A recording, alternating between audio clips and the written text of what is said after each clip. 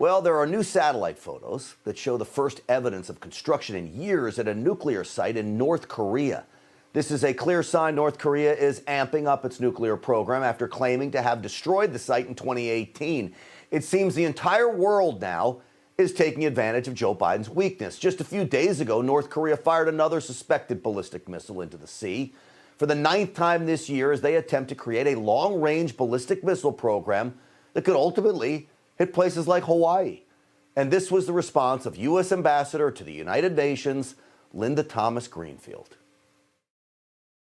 We continue to call on the DPRK to choose the path of dialogue over instability and to prioritize the basic needs and human rights of its own people over its unlawful WMD and ballistic missile program. Is she really wearing a see-through mask? And they're all wearing masks. It's weakness. The comment is about as weak as it gets. Nobody takes Team Biden seriously. Nobody. Moving on now. Joining me is the former White House advisor in the Trump administration and host of the Gorka Reality Check here on Newsmax. Dr. Sebastian Gorka is with us. Dr. G, good to see you. Greetings, Grant.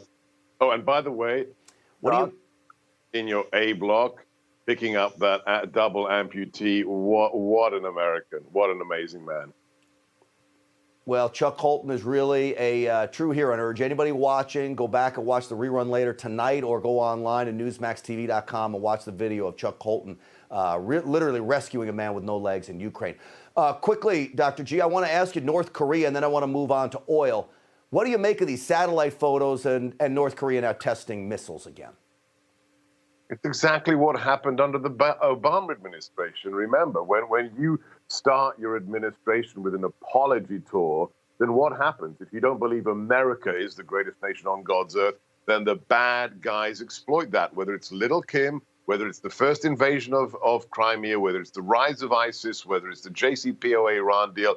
We saw our enemies coddled and our friends treated like adversaries. When we came into the White House, we did a 180. We said America is back, America first, but our friends will be treated as allies and our enemies will be afraid. And that's what we did. And we had no wars. ISIS was crushed. Russia didn't invade anybody.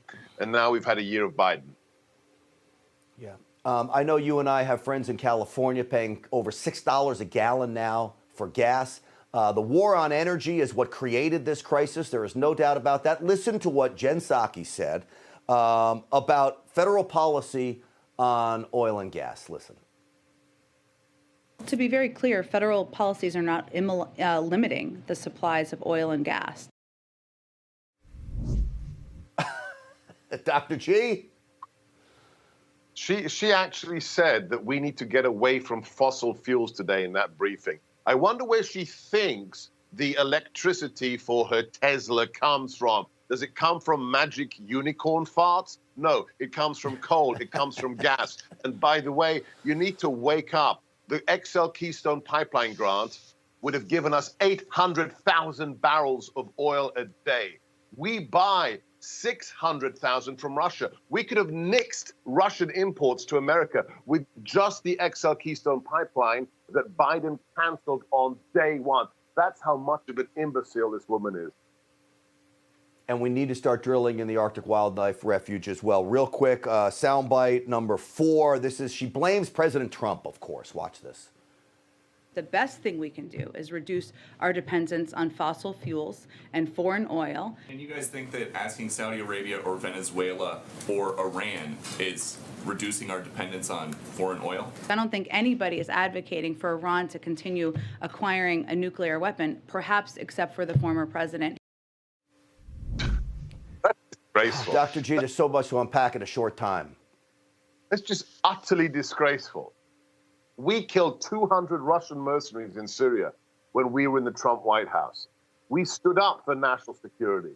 We read the Riot Act for Iran. The first week, Mike Flynn from the podium, and she thinks we wanted Iran to get the nuke. Iran is going to bleed America because of this new JCPOA Iran deal. And listen to this. They are now literally contemplating buying oil from Iran and Venezuela, two of the worst dictatorship, evil countries on earth. And that's where they want to go buy our oil instead of making it ourselves. We got more than anybody else, and we could be producing it right here. Dr. G, thank you as always. God bless you, Grant.